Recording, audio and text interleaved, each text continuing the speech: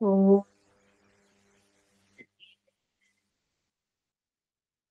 ఓ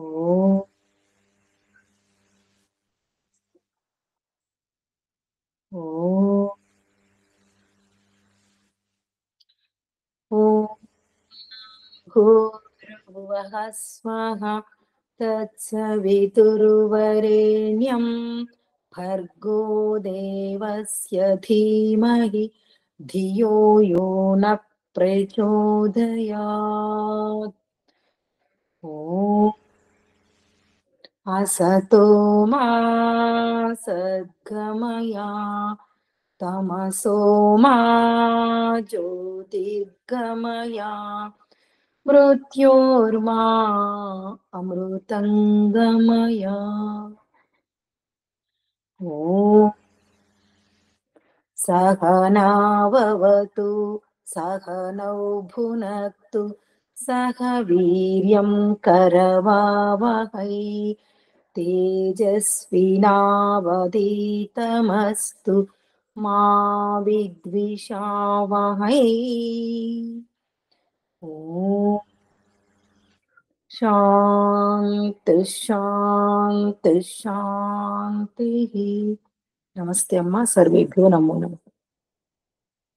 నమస్తే. మనం ఋగ్వేదాది భాష్య భూమికలో వర్ణాశ్రమ ధర్మంలో బ్రహ్మచర్యాశ్రమం గురించి విన్నాము, గృహస్థాశ్రమం గురించి కూడా విన్నాము. ఆ తర్వాత వానప్రస్థ ఆశ్రమంలో మనం ఏమి చెయ్యాలో తెలుసుకున్నాం. ఇక చివరిది సన్యాస ఆశ్రమం. ఈ సన్యాస ఆశ్రమములో నియమాలు చాలా గృహస్థుల కంటే విపరీతంగా ఉంటవి. గృహస్థులు ఒక చోటనే ఉంటారు. అనేక రకాల సువర్ణాది ధాతువులను, ధనమును, యశస్సును, అన్ని రకాల సుఖాలని గృహస్థులు కోరుకుంటారు. అక్కడ అవి నెరవేర్చడానికి మిశ్రిత కర్మలు చేస్తారు. దాన్ని మళ్ళీ బ్యాలెన్స్ చేసుకోవడానికి అమావాస్య, పౌర్ణమాసేష్టి, యజ్ఞయాగాది క్రతువులు చేస్తారని మనం తెలుసుకున్నాం. మరి సన్యాసి అనగా చతుర్థ ఆశ్రమము సన్యాసం. ఇక్కడ ఇతని ప్రధాన లక్ష్యం ఏమిటి? ఇతని అంటే సన్యాసము తీసుకున్నటువంటి వ్యక్తి యొక్క లక్ష్యం ఏంటి? ముక్తిని పొందుట. ముక్తి అంటే విడుదలవ్వుట. దేని నుండి? కారణదేహము నుండి, సూక్ష్మదేహము నుండి, స్థూల దేహము నుండి అతను విడుదలవ్వాలి. విడుదలవ్వాలి అంటే ఏంటి? దేహాల యొక్క సాధనాలను ఎంత వీలవుతే అంత తక్కువ ఉపయోగించుకోవాలి. చక్షురాది ఇంద్రియాలను, ఆ ఇంద్రియాల ద్వారా కలుగుతున్నటువంటి విషయ సేవనను సాధ్యమైనంత వరకు త్యజించాలి. రాగద్వేషాలకు అతీతముగా ఉండగలగాలి. అర్థమవుతుందా? రాగద్వేషాలు అతనిలో జల్లడబట్టిన అగుపడకూడదు, అంత శిథిలమైపోవాలి. అతని సాధన వలన రాగద్వేషాలు, అసూయ, ధనం మీద వ్యామోహము, కీర్తి, ఇవన్నీ కూడా అతనిలో శూన్యత్వం అగుపడాలి. ఎవరిలో? సన్యాసిలో. ఇక్కడ అదే చెప్తున్నాడు. సన్యాసిగా అనగా ఇది సన్యాసి ఎవరవ్వాలి అంటే ప్రతి ఒక్కరు అవ్వాలి. మానవ జన్మ ఎత్తినము అంటే, జీవితం సఫలత పొందాలి అంటే, సాఫల్యం చేసుకోవాలి అంటే ప్రతి ఒక్కరం 4 ఆశ్రమ ధర్మాలను అనగా ఇది అనివార్యం. ఏది? సన్యాసం తీసుకోవడం అనేది అనివార్యం. బ్రహ్మచర్యము నుండి సన్యాసము, లేదా బ్రహ్మచర్యం నుండి గృహస్థము సన్యాసము, లేదా బ్రహ్మచర్యము, గృహస్థము, వానప్రస్థము, సన్యాసం. అర్థమైందా? సన్యాసం అయితే తీసుకోవాలి. అందుకే మీరు చూడండి, ప్రాచీన సాంప్రదాయములో నామకరణం, తొట్టెలో వేయడం అంటారు చూడండి. అప్పుడు మీరు చూడండి, పసిపిల్లలకు రెండే రంగులు వేసేవారు, తెలుపు ఇంకా ఏంటి అగ్నిహోత్రం కలర్, ఏది కేసరియా. ఎందుకు? నీ లక్ష్యం ఈ రెండు వస్త్రాలే. తల్లిదండ్రులు, గ్రామ పెద్దలు ఈ నామం ఎందుకు పెడుతున్నారు ఆ బాలుడికి ఆ బాలికకు అంటే, మీ లక్ష్యం ఇవి రెండే, విద్యావంతులు అవ్వాలి, సన్యాసం తీసుకోవాలి. తర్వాత ఏమైపోయింది, ఇప్పుడు ఆ రెండు రంగులు పక్కన పెట్టేశాం. భోగ ప్రవృత్తితో కూడుకున్న రంగులనే మనము పిల్లలకు వేస్తున్నాం, అవునా కదా? పుట్టినప్పుడు తొట్టెల్లో ఈ రెండు వేసేవాళ్ళు, అది పట్టు వేసేవాళ్ళు లేదా కాటన్ది వేసేవాళ్ళు, కానీ మొత్తానికి తెలుపు ఆరెంజ్ కలరే ఉండేది. ఇప్పుడు ఏమైంది? ఎక్కడైనా అగుపడుతున్నాయా తెలుపు ఆరెంజ్ అంటే భోగ ప్రవృత్తి. మరి ఇప్పుడు పుట్టినప్పుడు ఊహ తెలియనప్పుడే మనము వేషధారణలో భోగ ప్రవృత్తితో కూడుకున్న వస్త్రాలు ధరించిన ఈ సమాజము, ధరింపజేసిన ఈ సమాజము సన్యాసం వైపు వెళ్తుందా? అర్థమైందా? అది మనం తెలుసుకోవాలి. ఇక్కడ ఏమంటాడు, సన్యాసం ఎందుకు తీసుకోవాలి అంటే జీవాత్మ విడుదలవ్వాలి. దేని నుండి? దేహ బంధనాల నుండి జీవాత్మ విడుదలవ్వాలి. విడుదలైపోవాలి అంటే జ్ఞానము కర్మ సర్వోత్తమముగా ఉండాలి. ఆశ్రమ వాసులెల్లరూ కూడా వేదాజ్ఞ పాలనము, శ్రవణము, అధ్యయనము. సన్యాసం తీసుకున్న వాళ్ళు ఏం చేయాలి? సన్యాస ఆశ్రమం పుచ్చుకున్న వాళ్ళు మూడే చెయ్యాలి. ఏమిటి? వేదాధ్యయనము, తర్వాత వేదముల గురించి వినడము, ఈశ్వరాజ్ఞ యొక్క పాలన. వాళ్ళు తప్పకుండా లోకములో వేద జ్ఞానము అస్తమించకుండా వాళ్ళ నిరంతరము దీనిపైనే ప్రయత్నం చెయ్యాలి. అది మీరు తెలుసుకోండి. ఇంకా ఏం చెప్తున్నాడు? సన్యాసి పరమేశ్వరుడే దేవతల గల ఈ సృష్టిని చేసి హృదయమునిది అంతయు నిశ్చయించి ఇష్టియందు శిఖా సూత్రాధికము హోమమునర్చి మనస్వి అయి సన్యాసము గ్రహింపవలెను. సన్యాసం తీసుకునేటప్పుడేంటి? తప్పకుండా అగ్నిహోత్రం చెయ్యాలి. అగ్నిహోత్రం చేసి శిఖ ధరించి, అంటే శిఖను ఏం చెయ్యాలి? ఇంకా తొలగించుకోవచ్చు, యజ్ఞోపవితాన్ని కూడా తను తొలగించుకోవచ్చు, కర్మకాండను వదిలిపెట్టాలి. సన్యాసి కర్మకాండను వదిలిపెట్టాలి. అతను రెండే తీసుకోవాలి. ఏది? జ్ఞానకాండ, ఉపాసన కాండ. జ్ఞానకాండను ఉపాసన కాండనే ప్రధానముగా సన్యాసి తీసుకోవాలి. ఎక్కడైనా గృహస్థులు శుభకార్యాలు చేసుకుంటున్నారు అంటే అక్కడికి ఆశీర్వచన రూపములో వెళ్ళొచ్చు, అంతేకాని యజ్ఞ బ్రహ్మగా కూర్చుని ఆ క్రతువులను చేయించడానికి వీలు లేదు.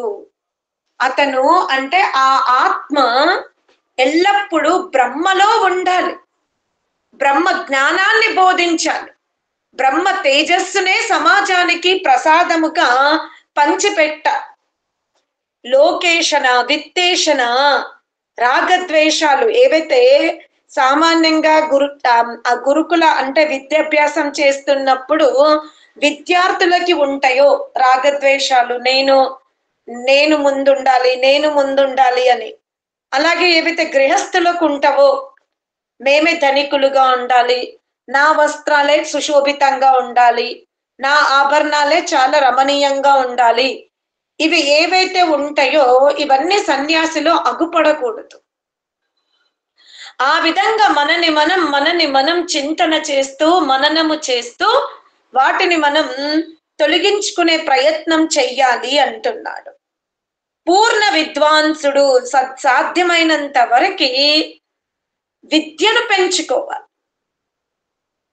శరీర ధర్మాల గురించి తెలుసుకోవాలి, ఆత్మతత్వాన్ని తెలుసుకోవాలి.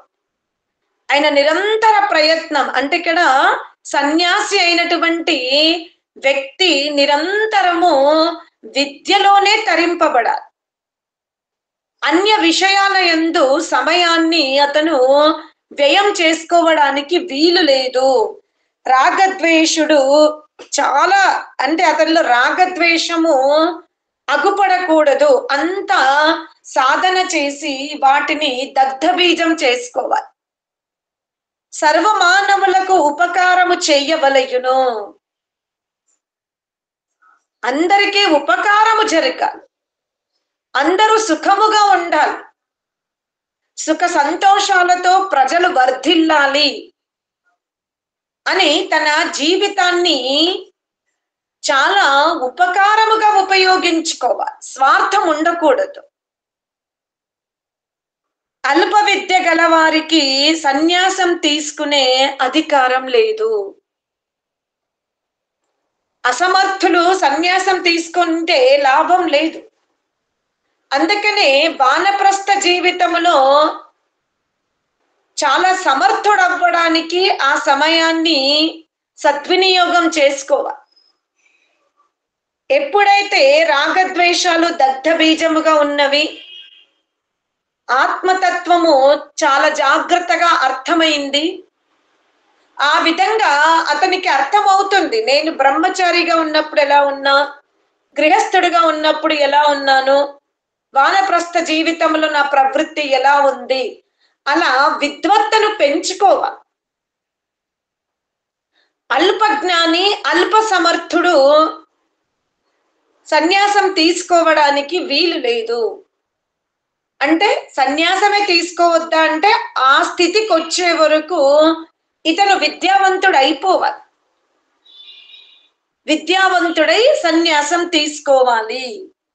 ఇంద్రియములను మనస్సును రాగద్వేషముల నుండి వేరు చెయ్యవలయును. ఎందుకు ఇంత ఈ సమాజము అనగా ఈ ప్రాపంచిక ఐశ్వర్యాల మీద అనురక్తుడు కాకూడదు, రాగద్వేషాలు ఉండకూడదు అంటున్నాడు. ఎప్పుడు కూడా ప్రాణ అపానములను అంతర్గత అగ్నిహోత్రం చెయ్యాలి. అతని లోపల నిరంతరము హోమం జరగాలి. శ్వాస ప్రశ్వాసల మీద నియంత్రణ పెరగాలి. ఆ తర్వాత ఏమంటాడు, ఏదైతే ఈ గృహస్థులు, బ్రహ్మచారులు, వానప్రస్థులు ఏదైతే హోమము అగ్నిహోత్రాది కర్మకాండ ఉందో అది సన్యాసి ఆచరించకూడదు, అవి చెయ్యకూడదు. అగ్నిహోత్రము ముఖ్యంగా దైనిక అగ్నిహోత్రం బ్రహ్మచారులకి ఉంది. పర్వయజ్ఞాలు, మాసేష్టి యాగాలు గృహస్థులకు ఉంది. కొంత వానప్రస్థులు చేసుకుంటారు, కానీ సన్యాసులకి అగ్నిహోత్రం లేదు. వాళ్ళు పితృయజ్ఞానికి అర్హులు. అనగా వారు గృహస్థుల ఇంటికెళ్ళి పితృయజ్ఞం చేయించుకోవాలి. అనగా గృహస్థుల గృహములో భోజనాదులని పొందాలి. స్వయముగా వాళ్ళు పంచమహాయజ్ఞాలు ఇంకా చేయని అవసరం లేదు. వాళ్ళే గృహస్థుల ఇంటికెళ్ళి గృహస్థులు చేస్తున్నటువంటి ఏదైతే పితృయజ్ఞం ఉందో ఆ పితృయజ్ఞ ప్రసాదానికి సన్యాసులు భాగస్వాములు అవ్వాలి. అజ్ఞానమును వీలైనంత వరకు తొలగింపజేయాలి, సమాజంలో ఉన్న అజ్ఞానాన్ని. మరి స్వయమే రాగద్వేషాలు ఉంటే, లోకేషణ విత్తేషణ పుత్రేషణ ఉంటే సన్యాస వస్త్రాలతో కాదు, అంతర్గత ఆలోచనలో సన్యాసత్వం ఉండాలి. చాలా తీవ్ర స్థాయిలో సన్యాస దీక్ష ఉండాలి. సర్వమానవులకు ఉపకారము చేయుటకు నిరంతరము భ్రమణం చెయ్యాలి. ఎక్కడ అజ్ఞానం ఉందో ఆ అజ్ఞానాన్ని తొలగించడానికి సన్యాసులు భ్రమణం చెయ్యాలి. నిరభిమానం, అహంకారం ఉండకూడదు, నమ్రత ఉండాలి, సత్యోపదేశమే చెయ్యాలి, సత్యాన్ని ఉపదేశించాలి. అతిథి యజ్ఞం, చక్కగా గ్రామాంతరాలు తిరుగుతూ ఉన్నప్పుడు మనము ఎవరింటికైనా, ఏ గృహస్థులింటికైనా వెళ్ళొచ్చు. వాళ్ళు మనకు పరిచయం ఉన్నారా, మన సబంధువులా కాదు, వెళ్ళిపోవాలి. వెళ్ళి వాళ్ళ గృహమున కూర్చొని 4 మంచి మాటలు చెప్పాలి. నా పరాయ వీళ్ళేమనుకుంటారో కాదు, వెళ్ళిపోవాలంట. వెళ్ళి వాళ్ళ గృహములో కూర్చొని, భవంతిలో కూర్చొని సుఖశాంతుల యొక్క జీవన విధానాన్ని ఉపదేశించి అక్కడి నుంచి వెళ్ళిపోవాలి. అతని యొక్క వాక్కులో నిరంతరము ఆశ్రమ ధర్మాలయందు ఉన్నటువంటి కర్తవ్య పాలన, నిరంతరము సచ్చిదానంద స్వరూప నిరాకార ఈశ్వరీయ గుణాల యొక్క వర్ణన, ఆశ్రమ ధర్మాల కర్తవ్యము, ఈశ్వర గుణముల యొక్క వర్ణన ఆ సన్యాసి చెయ్యగలుగ. శుద్ధ అంతఃకరణముతో ఉండాలి. ఎలా వస్త్రాన్ని మనం పిండిన తర్వాత ఎటు నుండి చూసినది శుద్ధం అనిపిస్తుందో, అలాగే సన్యాసి కూడా ప్రణవనామముతో, ఉద్గీతముతో, వేద స్వాధ్యాయముతో, యోగాభ్యాసముతో తన అంతఃకరణాన్ని శుద్ధి చేసుకోగలగాలి. అప్పుడు ఏ సన్యాసి అయితే, మీరు చాలా జాగ్రత్తగా తెలుసుకోండి, ఏ సన్యాసి యొక్క అంతఃకరణం శుద్ధమవుతుందో, ఎవని ఆత్మలు అనగా సన్యాసి, ఇక్కడ సన్యాసి తీసుకోండి, మనం సన్యాసి సామర్థ్యం చెప్తున్నా. ఎంత చక్కగా చెప్తున్నాడు అంటే, సమస్త రాగద్వేషాలను, కామక్రోధ మద వాత్సల్యాలను, ఈ భోగ ప్రవృత్తిని దగ్ధబీజము చేసుకున్నటువంటి సన్యాసికి లోకాంతరాల యొక్క భ్రమణం అనగా మోక్షములో జీవుడు ఏదైతే జ్ఞాన విజ్ఞానాన్ని పరమాత్మని యందు ఉండి తెలుసుకుంటున్నాడో, పరమాత్మని యొక్క క్రియాశక్తిని మోక్షములో ఎలా తెలుసుకుంటున్నాడో, అంతఃకరణ శుద్ధి గల సన్యాసి కూడా లోకాంతరములను ఒక చోటనే కూర్చొని పరమాత్మని ఆధారముగా చేసుకుని లోకాంతరాల యొక్క భ్రమణము చేస్తాడు సన్యాసి. సన్యాసి కాదు, సన్యాసి, గుర్తుపెట్టుకోండి. స్థూల దేహంలోనే ఉంటాడు,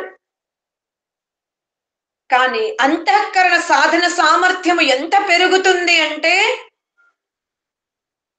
వివిధ లోకాల యొక్క భ్రమణము చేసుకుంటాడు పరమాత్మని యొక్క సహాయముతో. కానీ అంత సామర్థ్యం రావాలి అంటే అంతఃకరణాల యొక్క మలినాలు దగ్ధ బీజం అయిపోవాలి. ఎంత పెద్ద ఐశ్వర్యం అది! శరీరములో ఉన్నప్పుడే అంతఃకరణాలు శుద్ధి జరిగితే లోకాంతరాల యొక్క భ్రమణము చేసుకోగలిగి ఆ పరమాత్మని యొక్క క్రియాశక్తిని అనుభూతిలోకి తెచ్చుకోగలిగే అవకాశం పరమాత్ముడు సన్యాసికి ఇస్తున్నాడు. అతను ఏ మనోరథములతో అంతఃకరణాన్ని శుద్ధి చేసుకుంటాడో అవి నెరవేర్చుతాయి, సిద్ధింపజేసుకుంటాడు. తర్వాత ఐశ్వర్యమును అతను ఏది కోరుకుంటే అది అతనికి లభిస్తుంది. ఇది మీరు తెలుసుకోండి. కానీ దానికి అతను ఇంద్రియ మాలిన్యాలను అంతఃకర శుద్ధి చేసుకొని లోకేశన విత్తేషణ పుత్రేషణ సర్వమును త్యజించి మానవాళికి ఉపకారము చెయ్యాలి, అజ్ఞానమును తొలగించుకోగలగాలి. ఎప్పుడైతే అంతఃకరణ ప్రకాశ స్థితి ఊర్ధ్వముగా ఉంటుందో, ఎలా శుద్ధి చేయబడిన దర్పణములో ముఖవర్చస్సు అగుపడుతుందో అలాగే అంతఃకరణము శుద్ధి చేసుకున్నటువంటి ఆ ఆత్మ సన్యాస ధర్మములో ఉంటే పూర్ణ విద్వాంసుడైతే అతన్ని సర్వకామనలు నెరవేరుతవి. అందుకనే ప్రతి మానవుడు బ్రహ్మచర్యము నుండి సన్యాసమా లేదా బ్రహ్మచర్య గృహస్థ వానప్రస్థ సన్యాసమా లేదా బ్రహ్మచర్య సన్యాసమా లేదా బ్రహ్మచర్య గృహస్థ సన్యాసమా, ఏ మానవుడైతే ఈ ఆశ్రమ ధర్మాలని తన జీవితంలో తప్పకుండా నిర్వర్తింపజేసుకుంటాడో, ఆ విధమైనటువంటి కోరికతో ఈ శరీరములో ఉంటాడో, ఆశ్రమ కర్తవ్యాలను నిర్వర్తిస్తూ అంతర్ముఖుడుగా ఉంటాడో, అంతర్ముఖుడై అంతర్గత శక్తులను విడుదల చేసుకుంటాడో తప్పకుండా అతని జన్మ ధన్యమవుతుంది. అందుకే స్వామి దయానందుల వారు సన్యాసము తీసుకున్న తర్వాత ప్రధానముగా వేదాధ్యయనము వేద ప్రచారము అజ్ఞాన నివారణ ఏ సన్యాసి అయితే చెయ్యడో అతను ఆ ఆశ్రమానికే భారమైపోతాడు. అందుకే సర్వ మానవులు మానవ జన్మ ఎత్తిన తర్వాత కోటాన కోట్ల ప్రాణుల్లో మానవ ప్రాణి చాలా సర్వశ్రేష్టమైనది గనక అది మనకు నిరంతరము లభిస్తుందా, అప్పుడప్పుడు లభించిందా? కానీ వర్తమానములైతే మానవ దేహములో ఉన్నాము గనక ప్రతి ఒక్కరు తమ తమ ఆశ్రమ ధర్మాలను జీవితములో సార్థకం చేసుకోగలిగే సామర్థ్యాన్ని వృద్ధి చేసుకోవాలి. అంటే సన్యాసము తీసుకుంటే కేవలము వస్త్రాలతో కాదు, అంతఃకరణ శుద్ధ సామర్థ్యాన్ని పెంచుకున్నప్పుడు